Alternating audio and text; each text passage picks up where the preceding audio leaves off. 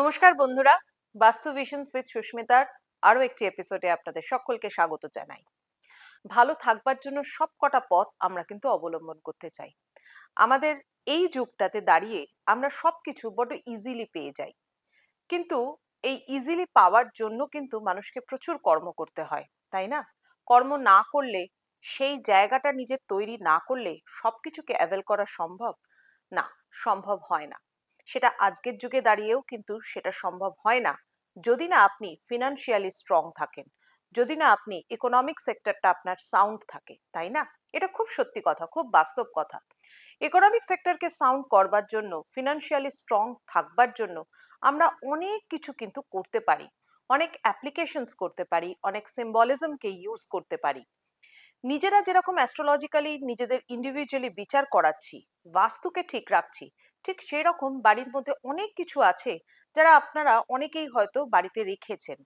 তার কুপ্রভাব না সুপ্রভাব আপনার জীবনে পড়ছে সেটা হয়তো অনেকেই জানেন না। ঠিক সেই রকম একটা জিনিস হচ্ছে লাফিং বুদ্ধা। ইয়েস, অনেক মানুষ লাফিং বুদ্ধা দেখতে খুব সুন্দর হয়, দেখুন আমার পাশে আপনারা হয়তো দেখতে পাচ্ছেন।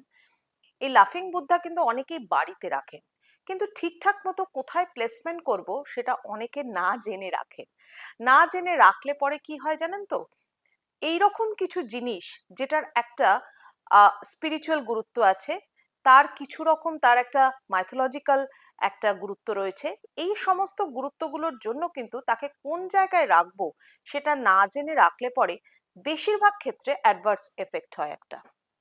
তো সেক্ষেত্রে ভালো করে যারা রেখেছেন বাড়িতে তারাও জেনে নিন, এবং যারা এখনো বাড়িতে লাফিং বুদ্ধা রাখেননি তারাও জেনে নিন যদি ভবিষ্যতে রাখেন কিভাবে রাখবেন। লাফিং বুদ্ধা রাখবার জন্য হচ্ছে সব থেকে বড় কথা হচ্ছে আপনাকে বেডরুম, চিলড্রেন্স রুম, কিচেন এবং তার সাথে সাথে ব্যালকনি সাইড, বা হয়তো আপনার কোনো রকম কোনো গেস্ট রুম আছে, এই সমস্ত জায়গায় কিন্তু লাফিং বুদ্ধা একদম রাখা উচিত নয়। কতগুলো পয়েন্ট আপনাদেরকে বলি। মেন হচ্ছে আপনার যেটা সদর দরজা, মেন এন্ট্রান্স, যেখান থেকে পজিটিভ ভাইব্রেশন যাতায়াত করছে, মেন এন্ট্রান্সকে সবসময় লাইটেড রাখুন।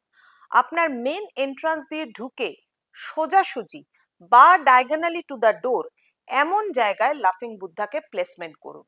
সেই ঘরটা কিন্তু আপনার হতে হবে অবশ্যই ড্রয়িং রুম, লিভিং রুম এরকম। অর্থাৎ যে ঘরটা আপনার বসার ঘর, বা সে যে ঘরে আপনারা কেউ রাত্রিবেলা ঘুমান না, সেই রকম ঘরে লাফিং বুদ্ধাকে রাখতে হয়। এবং লাফিং বুদ্ধা রাখবার জন্য অনেকের থাকে যে সদর দরজা দিয়ে ঢুকেই সোজাসুজি একটু কম জায়গা আছে, 4 ফিট ডিস্টেন্সটা হলো মিনিমাম ডিস্টেন্স।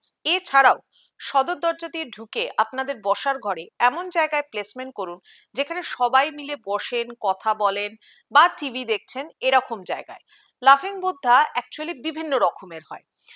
আচ্ছা, আরেকটা পয়েন্ট মাথায় রাখতে হবে, লাফিং বুদ্ধাকে কিন্তু কখনোই মানে 30 ইঞ্চির নিচে, অর্থাৎ মোটামুটি ভাবে অ্যাপ্রক্সিমেটলি 3 ফিটের নিচে রাখতে নেই, 3 থেকে 7 ফিটের মধ্যে হাইটে রাখতে হয়। কারণ এখানেও কিন্তু একটা তথ্য আছে, কারণ আমাদের মোটামুটি ভাবে আমাদের যে ফ্ল্যাট যেগুলো তৈরি হয় সেখানে 11 ফিট অবধি হয়, 10 থেকে 11 ফিট অবধি আমাদের মানে একেবারে ফ্লোর থেকে সিলিং অবধি হাইটটা থাকে। সেটাকে 3টে ভাগে ভাগ করা হয়, সেটারও একটা বাস্তুসম্মত কারণ আছে। ওই পার্টটা না হয় আরেকদিন আপনাদেরকে বলবো, তার জন্য তো বাস্তু ভিশনস উইথ সুস্মিতা আপনাদেরকে ফলো করতেই হবে। যাই হোক, আজকে লাফিং বুদ্ধার কথাই বলি। তো বুদ্ধা বিভিন্ন রকম হয়। এখানে আপনারা দেখতে পাচ্ছেন যেমন বুদ্ধার এই প্রতিকৃতিটা রয়েছে, দেখুন ওপরে একটা নৌকার মতো জিনিস রয়েছে, এটাকে বলা হয় ইনগট, এটাকে বলা হয় ইনগট। এটার মধ্যে বলা হয় অ্যাবান্ডেন্স থাকে, প্রসপেরিটি থাকে, ওয়েলথকে এটা রিপ্রেজেন্ট করে। এবং তার সাথে সাথে দেখুন গলার মধ্যে একটা মালা রয়েছে যেখানে এই রকম একটা সিম্বল রয়েছে, দ্যাট ইজ দ্য হোলু বা ওলু। এইটা হচ্ছে অমৃত ভাণ্ড বা অমৃত কুণ্ড বলা হয় একে। এবং এর সাথে সাথে দেখুন তলায় একটা বড় ব্যাগ রয়েছে, তার সামনে দুটো ছোট লাফিং বুদ্ধাও রয়েছে, এগুলোও আমি আপনাদেরকে দেখাচ্ছি। ভালো করে লক্ষ্য করুন আপনারা, এখানে একটা বড় ব্যাগ রয়েছে। এই ব্যাগটা ভর্তি করে যে উনি টাকা পয়সা নিয়ে আপনার বাড়িতে আসছেন তা কিন্তু নয়। This is full of C. C is the positive energy.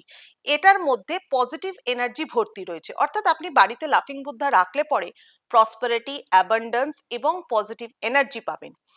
এবার দেখুন এই যে আমার হাতে লাফিং বুদ্ধাটা যেটা দেখতে পাচ্ছেন আপনারা, দেখুন লাফিং বুদ্ধার হাতে দুটো বল রয়েছে। এই দুটো হচ্ছে golden ball, that is golden opportunity in your life. এই গোল্ডেন অপরচুনিটি নিয়ে উনি আপনার বাড়িতে আসছেন। এবং দেখুন এখানে আরো একটি রয়েছে যেখানে হাতে আবার সেই ইনগটের সিম্বল।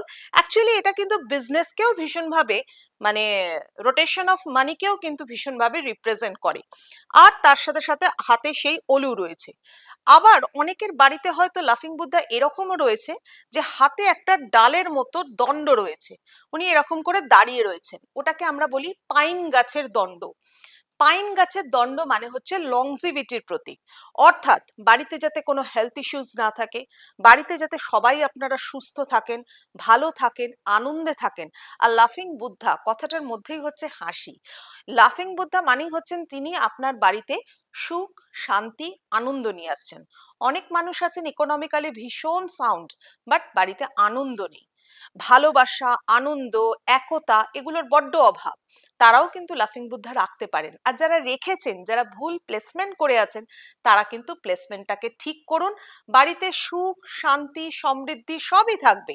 লাফিং বুদ্ধা রাখার জন্য আপনার বাড়িতে অশান্তি আসবে এটা কখনো হতে পারে না, যদি কিনা আপনি সঠিকভাবে তাকে বাড়িতে প্লেসমেন্ট করেন। এইরকম আরো তথ্য জানতে যদি চান তাহলে বাস্তু ভিশনস উইথ সুস্মিতার সাথে অবশ্যই থাকুন এবং আমাকে কমেন্টস করুন, জানান আপনারা আর কি কি জানতে চাইছেন, বাড়িতে আর কি কি প্লেসমেন্ট করেছেন। যদি ভুল প্লেসমেন্ট করে থাকেন সেটা অবশ্যই শুধরে দেওয়ার দায়িত্ব কিন্তু আমার রয়েছে। তার জন্য থাকতে হবে সুস্মিতার সাথে।